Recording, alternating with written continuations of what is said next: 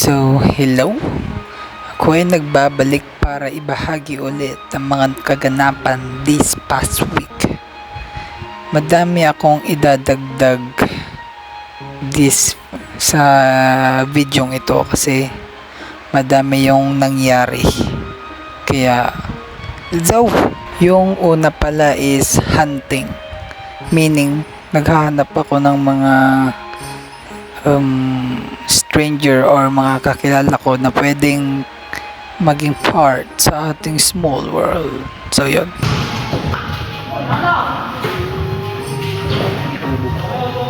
So, June 8, meron, habang naglalaro kami ngayon, may kalaro akong gustong itry yung game. So, kinuha ko sa bahay. Pero, na-stuck ako sa bahay kasi may ginawa pa kami. And then, nung bumalik ako, naglalaro na sila. Kaya, while naglalaro, nag-invite pa ako ng iba. Tapos, andun yung isa kong pinsan. And then, inalok ko siyang maglaro. Pero, hindi siya nakapasok sa ating small world. Yay! Tapos yung susunod na eksena is regular game ng mga part na ng Board of the Dead. So yun.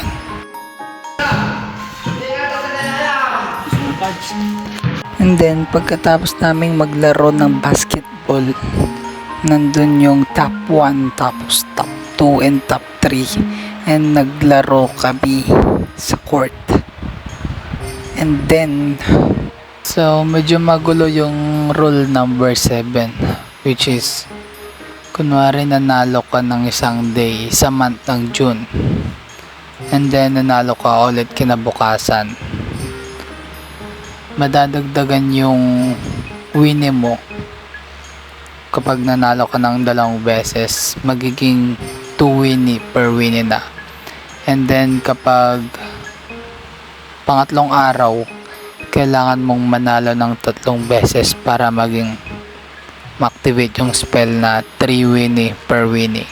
Ganun din hanggang tumataas. Kapag sa 4th day nanalo ka ulit ng 4 na beses, doon ma-activate yung 4 winnie per winnie. So yan. Ay, tapos hanggang sa ginabi na kami. Grabe, mga batido. Tapos yung susunod na eksena is nanalo pala si TNT dito and activate yung spell, which is 1 win equivalent to 2 win. So yun, kasi nanalo siya nung last time. And ilalagay ko na lang yung link sa baba kung anong day siya nanalo this month of June. So this one naman is yung rule number 2 ngayon. Kapag nag-invite ka ng parang makakalaro sa game, may plus 100 winnie ka yung nag-invite, pero kailangan mo nang manalo yung in-invite para maibigay yung 100 plus winnie. And then yung rule number 3 naman, kapag invitational game, kapag nanalo yung in-invite ngayon, magiging 20 plus winnie. 1 win is equivalent to 20 winnie na yung game na yung mga kasali sa game na may na-invite. Yun. Nice. Grabe, pati ako naguguluhan na. Yay! So, sa part na to is may pinuntahan si Calbo. So, and then si Bongi ngayon may in-invite siya. And then nanalo siya. Nice. Kaya nagkaroon ng 100 plus 100 win si Bongi. Yan. Update. And yung in-invite Niya pala kay Ket, yung pinsan ko din na nakalaro ko lang din kanina dun sa first part ng video. So ito po yung update nung June 8. Yan. So kinabukasan, ito yung mga nangyari. Regular game and then yung mga rules. Yan.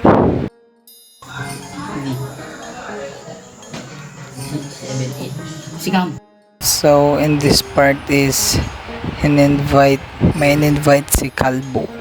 Pero hindi siya manalo-nalo. Tapos na-activate pala yung rule number 7 kay Yep. Kasi nanalo siya kahapon. Ayan. Naging 1 win is equivalent to 2 win eh. Kaya nadagdagan siya. Ayan. And then inantok na si Kalbo. Kaya pumunta na siya. And then dumating si TNT. Kaya tuloy pa din ang labanan. And then dahil wala na yung nag-invite, namili yung nag-invite kung kanina siya magpapa-invite, kung kay Yep ba or kay TNT. And then pinili niya si Yep. Yun. Subalit hindi pa din siya nanalo. Yay! Si Yep pala yung in-invite ni Bongi. Grabe, ang bilis niyang mag-adapt. Magiging future preventer ba siya or magiging future dominator? Yun, interesting. A fine threat.